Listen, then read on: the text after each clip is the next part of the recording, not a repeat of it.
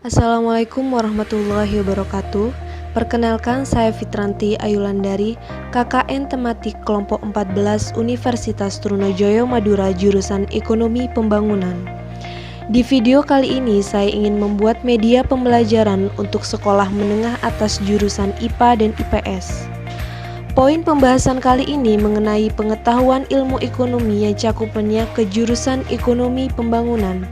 Selamat menyaksikan.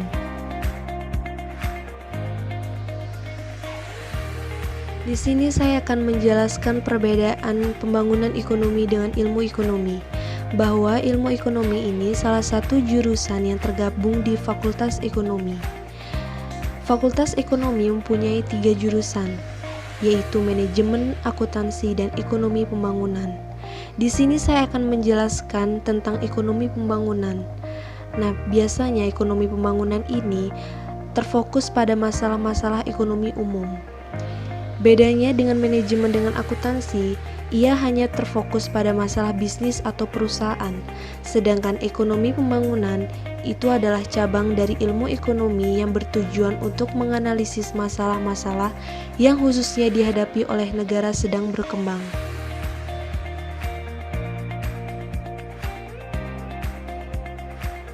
Sebelum mengetahui tentang ekonomi pembangunan, saya akan menjelaskan mengenai pengertian ilmu ekonomi, bahwa ekonomi ini yang berasal dari kata Yunani oikonomia yang diciptakan oleh Xenopon.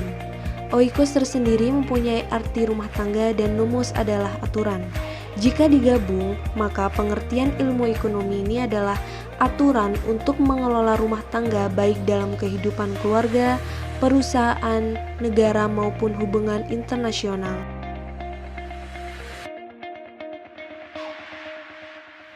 Adapun tujuan ilmu ekonomi ialah meramalkan berbagai peristiwa ekonomi dan bisa membuat berbagai kebijakan yang akan memecahkan atau mengoreksi berbagai masalah seperti pengangguran, inflasi, atau pemborosan dalam perekonomian.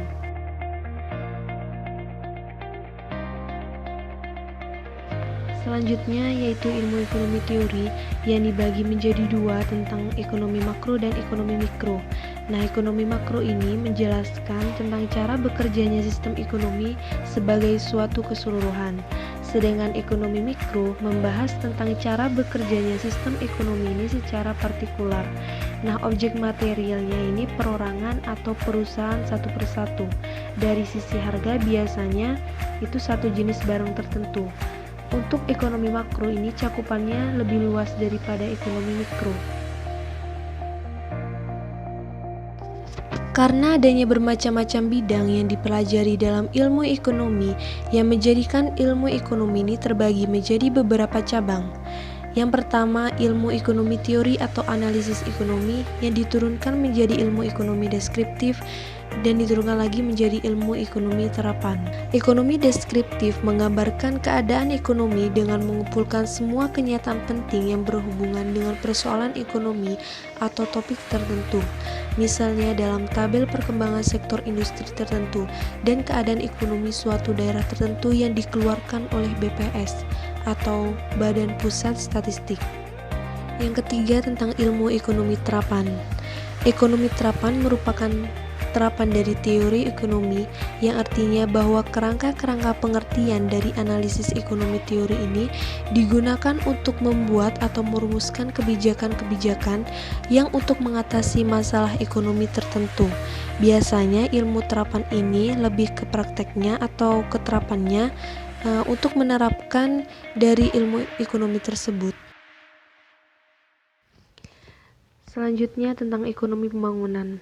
Sudah dijelaskan bahwa ilmu ekonomi dan ekonomi pembangunan ini jelas berbeda, bahwa ekonomi pembangunan ini suatu proses yang bertujuan untuk meningkatkan pendapatan per kapita penduduk di suatu negara dalam jangka panjang, disertai dengan perubahan struktur ekonomi serta pemerataan pendapatan bagi masyarakatnya. Di jurusan ini kalian akan diajari tentang analisis berbagai isu perekonomian untuk mencari atau menemukan solusi dari berbagai persoalan ekonomi.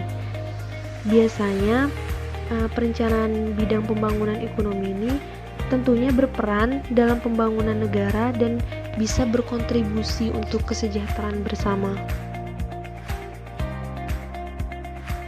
Perbedaan pertumbuhan ekonomi dan pembangunan ekonomi. Kalau pertumbuhan ekonomi, ia hanya mengukur peningkatan PDB saja. PDB itu adalah produk domestik bruto, sedangkan pembangunan ekonomi ini tidak hanya mengukur peningkatan PDB saja, tapi ia melihat apakah masyarakatnya ini terpengaruh atau tidak dari pembangunan ekonomi. Bisa dikatakan jika kesejahteraan masyarakatnya meningkat, maka pembangunan ekonominya ini akan berhasil. Dan jika suatu negara ini mengalami pertumbuhan ekonomi dengan presentasi tinggi, belum tentu masyarakatnya ini sejahtera. Dengan perencanaan pembangunan ekonomi, bahwa ekonomi ini bisa membenahi, bisa membangun ekonomi yang lebih baik. Dengan membangun ekonomi ini diharapkan kesejahteraan masyarakatnya ini akan lebih baik pastinya. Ukuran keberhasilan pembangunan ekonomi dapat diukur dengan indikator-indikator. Yang pertama, angka harapan hidup masyarakat meningkat. Yang kedua, standar pendidikan lebih baik. Yang ketiga, angka melek huruf tinggi. Dan yang terakhir, pendapatan per kapita bertambah. Faktor yang mempengaruhi pembangunan ekonomi itu ada 5.